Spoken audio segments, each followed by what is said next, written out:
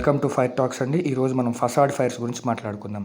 Facade అంటే building పైన ఉండేటువంటి స్కిన్ అనమాట. అందంగా కనిపించడం కోసం మన బిల్డింగ్కి మనం రకరకాల డెకరేటివ్గా మనం బయట కన్స్ట్రక్ట్ చేసుకునే మెటీరియల్.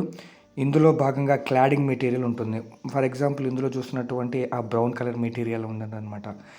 ఈ క్లాడింగ్ మెటీరియల్ అనేది మనం దేనికి ఉపయోగిస్తామంటే మోస్ట్ ప్రాబబ్లీ ఇన్సులేషన్ కోసం ఉపయోగిస్తాం, లేదంటే బిల్డింగ్ ఎస్థెటిక్ అందం కోసం దాన్ని కన్స్ట్రక్ట్ చేయడం అనేది జరుగుతుందన్నమాట.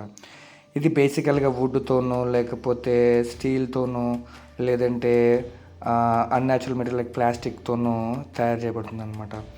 అయితే దీంట్లో ఇది నేను రీసెంట్గా విజిట్ చేసిన బిల్డింగ్ ఇది చూడండి. ఇది బయటకు ఉండేటువంటి ఫసాడ్ అనమాట.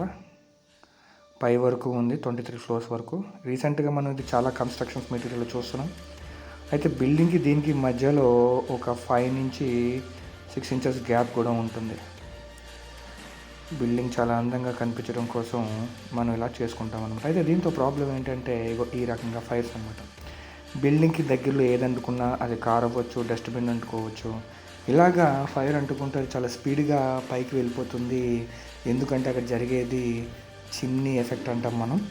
ఈ చిమ్నీ ఎఫెక్ట్ వల్ల హాట్ గ్యాసెస్ అన్నీ పైకి చాలా స్పీడ్గా వెళ్తాయి. మీకు తెలుసు, హాట్ గ్యాసెస్ అన్నీ కూడా ఈజీగా పైకి వెళ్తాయి కాబట్టి అలాగా జరగచ్చు ఫైర్. లేదంటే ఈ ఇళ్లల్లో ఈ యొక్క ఫ్లోర్స్లో ఏదో ఒక ఫ్లోర్లో ఫైర్ జరిగినా కానీ పైనుంచి కిందకి వరకు కూడా చాలా స్పీడ్గా వెళ్తుంది ఫైర్ అనేది. ఈ ఫైర్ని ఆర్పడం కూడా చాలా కష్టం అండి. ఎందుకంటే మనం వాటర్ బయట నుంచి కొడుతున్నప్పుడు ఆ వాటర్ ప్యానల్ మీద పడుతుంది కానీ ప్యానల్ వెనకాలకి వెళ్ళదు. ఫర్ ఎగ్జాంపుల్ మీరు చూసుకోవచ్చు, చాలా అడ్వాన్స్డ్గా కట్టిన బిల్డింగ్స్ కూడా ఇదే ప్రాబ్లం.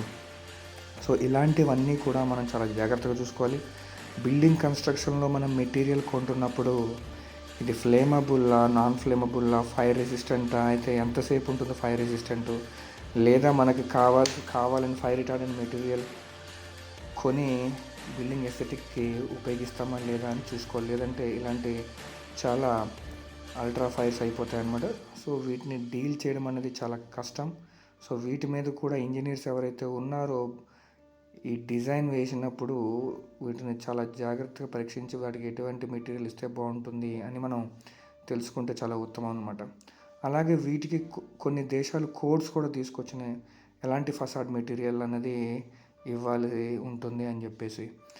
ఇటీవల గత 4-5 సంవత్సరాలుగా మన ఇండియాలో కూడా విపరీతమైన డెవలప్మెంట్స్ వస్తున్నాయి, సిటీస్ వస్తున్నాయి, హై రైజ్ బిల్డింగ్స్ వస్తున్నాయి. సో వాళ్ళు అంతా కలిసి ఏం అలాగే రెన్యువేషన్లో భాగంలో కూడా ఫసాడింగ్ అనేది చేస్తున్నాం, మనం కొత్తగా రీకన్స్ట్రక్షన్ చేస్తున్నాం.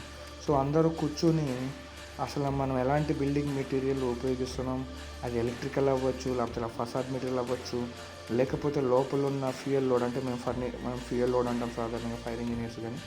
సో లోపల ఫ్యూయల్ లోడ్ లేకపోతే ఫర్నిషింగ్ మెటీరియల్ ఇలాంటివి ఉపయోగిస్తున్నాం అనేది మనం ఖచ్చితంగా వాటిని చూసుకొని మనం చేసుకోవాల్సి ఉంది. లేదంటే ఇంత డివాస్టేటింగ్గా దాని యొక్క ప్రమాదం అనేది ఉంటుందన్నమాట. Thank you very much.